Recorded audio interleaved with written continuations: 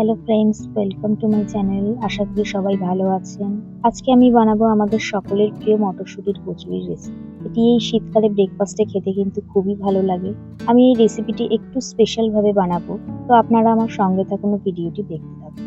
মটরশুঁটির কচুরি বানানোর জন্য প্রথমে আমি মটরশুঁটিগুলোকে ছাড়িয়ে নিয়েছি।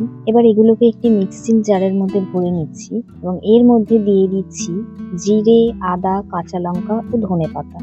আপনারা যে যেরকম ঝাল খেতে পছন্দ করেন, লঙ্কার পরিমাণটাও কিন্তু সেই রকমই দেবেন। আর এখানে আমি ধনেপাতা ব্যবহার করেছি, তার কারণ হলো ধনেপাতা দিলে টেস্টটা কিন্তু সত্যিই খুব সুন্দর হয়। এবার এগুলোকে খুব সুন্দর একটা পেস্ট করে নেব। দেখুন আমাদের পেস্ট কিন্তু একদম রেডি হয়ে গেছে।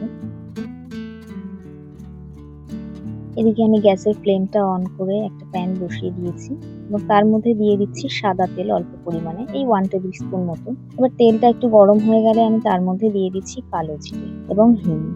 এবার এই কালো জিরে আর হিংটা কিন্তু আমি ভেজে নেব একটু। দেখে বুঝতেই পারছেন এটা ভাজা হয়ে গেছে। এবার আমি মটরশুঁটির পেস্টটা কিন্তু দিয়ে দিচ্ছি কড়াইতে। পেস্টটা দিয়ে কিন্তু আমি কন্টিনিউ নেড়ে যাচ্ছি। দেখুন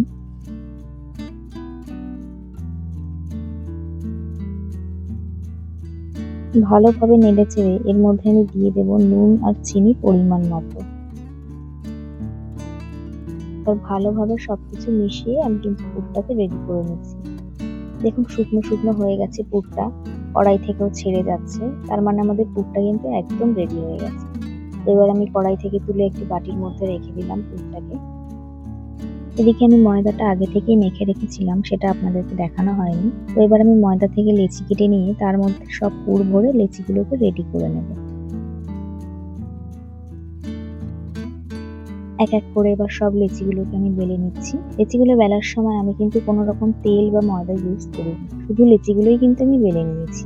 এবার আমি কচুরিগুলোকে ভাজার জন্য কড়াইতে সাদা তেল দিয়ে দিচ্ছি। তেলটাকে কিন্তু খুব ভালো করে গরম করে নিতে হবে। দেখুন আমাদের তেলটা গরম হয়ে গেছে। এবার আমি কচুরিটা ভেজে নেব।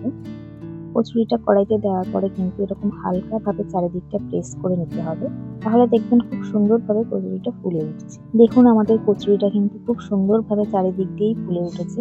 তো এবার আমি এটাকে তুলে নেব কড়াই থেকে। এভাবেই সেম প্রসেসে আমি কিন্তু বাদবাকি কচুরিগুলো সব ভেজে নেব।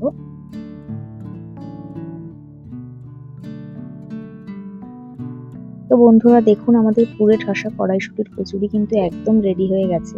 আমি এখানে নিরামিষ পনিরের তরকারির সাথে এটি সার্ভ করছি। আপনারা চাইলে ছোলার ডাল অথবা কাশ্মীরি আলুর দম বা এমনি আলুর দমের সাথেও কিন্তু এটি খেতে পারেন।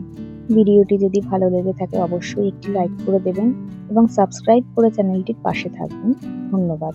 আবারও ফিরে আসবো নতুন একটি রেসিপির ভিডিও নিয়ে।